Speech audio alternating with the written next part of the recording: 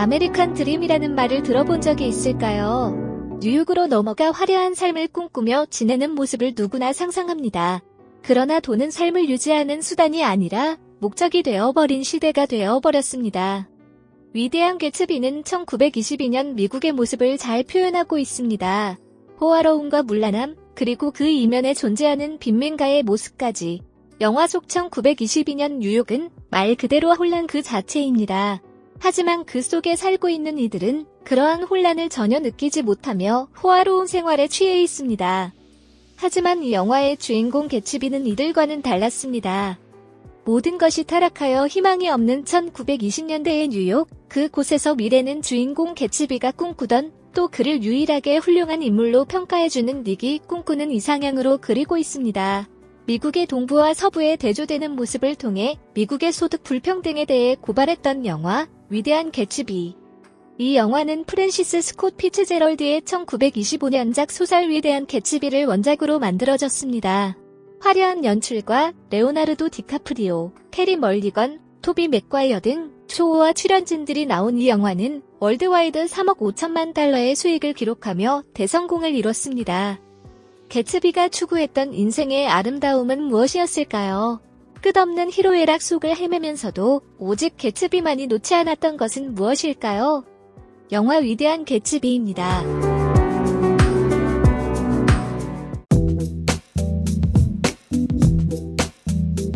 그레이트 개츠비 커브, 위대한 개츠비 곡선. 경제적 불평등이 커질수록 세대 간 계층 이동성이 낮다는 결과를 보여주는 그래프입니다. 2012년 경제학자 앨런 크루거 박사가 대대로 이어지는 불평등이라는 연구를 인용해 소개하며 화제가 되었습니다.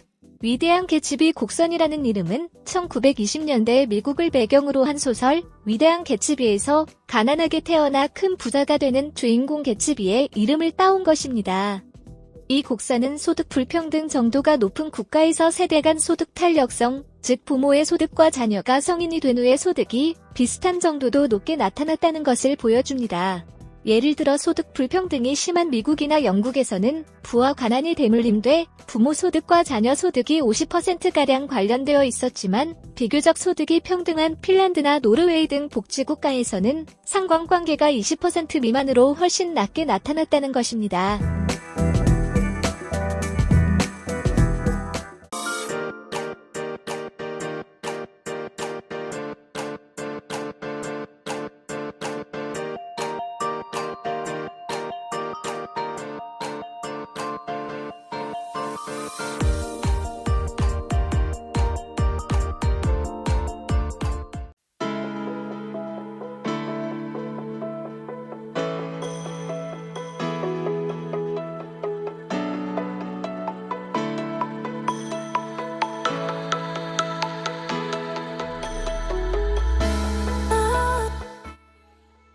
영국의 위대한 수상이었던 윈스턴 처칠은 경제체제의 차이를 다음과 같이 요약했습니다. 자본주의의 본질적인 결점은 축복을 불공평하게 배분한다는 점이다. 사회주의의 본질적인 결점은 고통을 공평하게 배분한다는 점이다. 처칠의 재치 있는 명언은 사람들이 두 가지 중요한 사실에 주목하게 합니다. 첫째, 자원 배분에 시장기구를 사용하는 나라들은 그렇지 않은 나라들에 비해 대체로 더 큰 경제적 번영을 누린다는 점입니다. 이것은 애덤 스미스의 보이지 않는 손이 작동하기 때문이죠. 둘째, 시장경제가 제공하는 경제적 풍요는 공평하게 배분되지 않는다는 점입니다. 보통 최상위층의 소득과 최하위층의 소득은 매우 큰 격차를 보이고 있죠.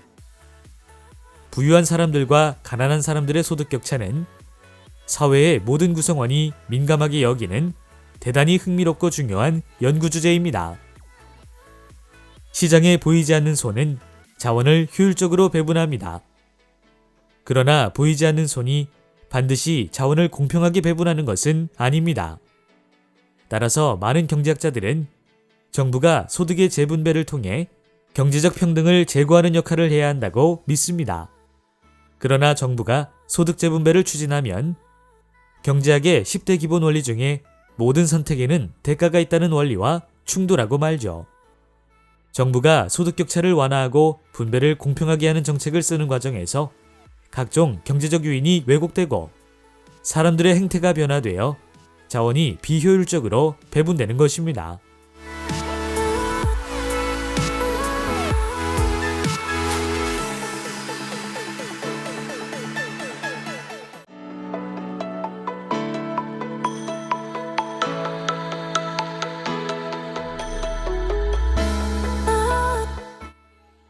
한 경제 안에 있는 모든 가구를 연간 소득이 큰 순서대로 세울 수가 있을 것입니다.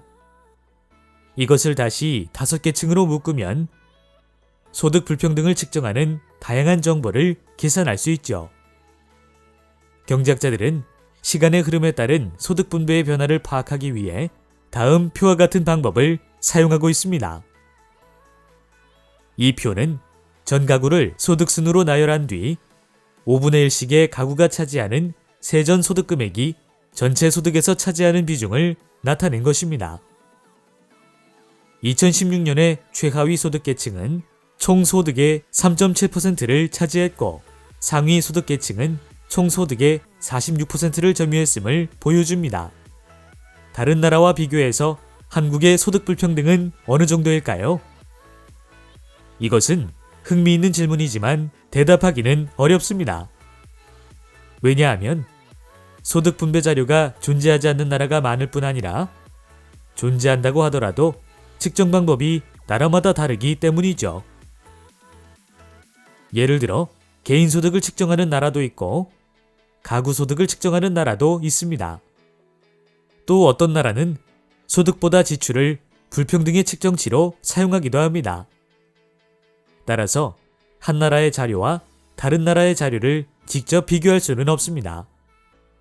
두 나라의 차이가 발견되더라도 그것이 실제 차이를 의미하는지 조사 방법상의 차이인지 알 수 없기 때문이죠.